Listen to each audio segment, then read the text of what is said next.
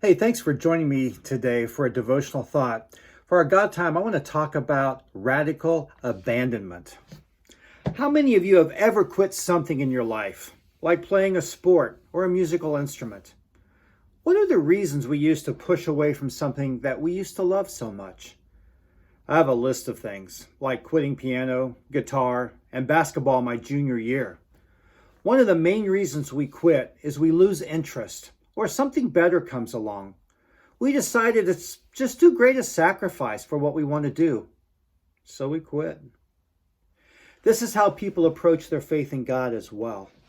People walk away from God because they lose interest. It becomes too difficult, or something better comes along. We see this in a couple encounters that people had with Jesus. In the Bible, in the book of Mark, in chapter 10, it says that a man runs up to Jesus and asks, "Good teacher, what must I do to inherit eternal life?" And in verse 18 it says, Jesus asked, "Why do you call me good? No one is good except God alone. You know the commandments.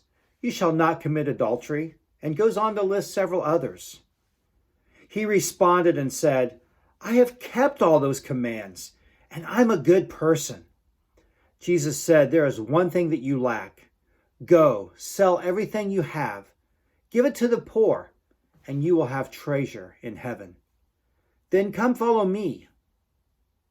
You see, following Jesus is not just following rules. It is about giving him all of yourself and following him.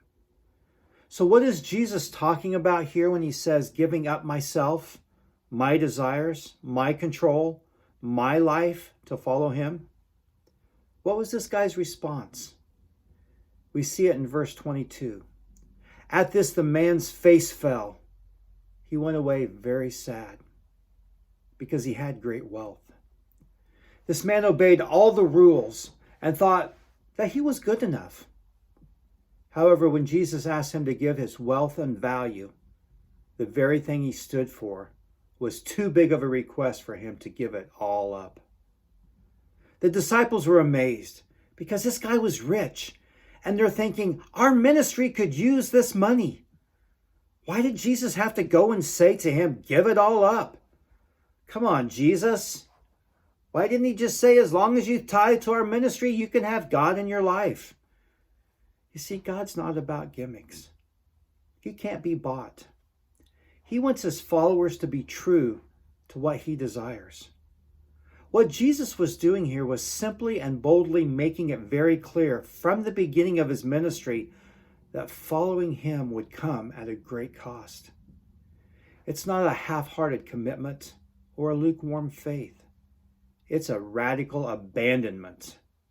When you follow Jesus, you abandon everything, your wants, even your needs, your desires, and even your family. The definition for abandonment is that it means that you leave something completely. Something completely.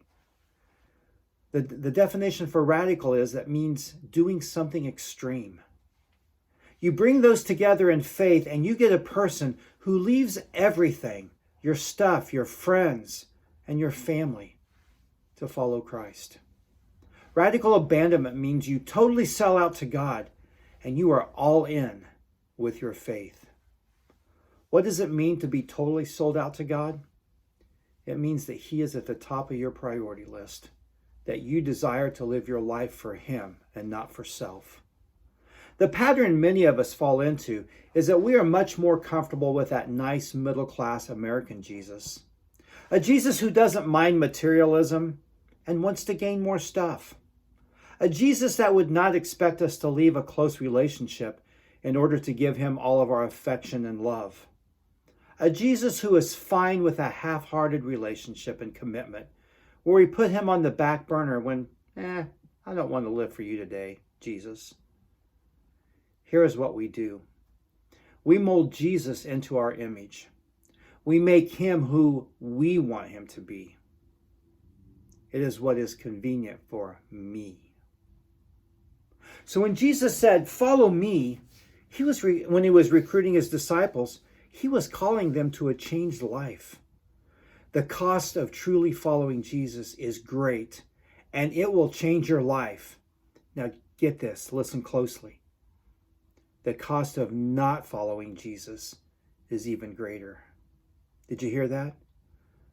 The cost of following Jesus means giving your life to him, but the cost of not following him is even a greater loss. So today, take some time to reflect on your life, to examine if you are living this radical life for God that puts him first in your life. Is he leading you in all areas, like your attitude, how you love others, your conversations, and what you do with your life? Maybe during our time together, he has spoken to you about an area to abandon in your life. I just encourage you to spend some time in prayer and ask God to search your heart. What do you need to give up? What do you need to leave? What do you need to change? It's time to leave your past and become radical for Jesus. Have a blessed day.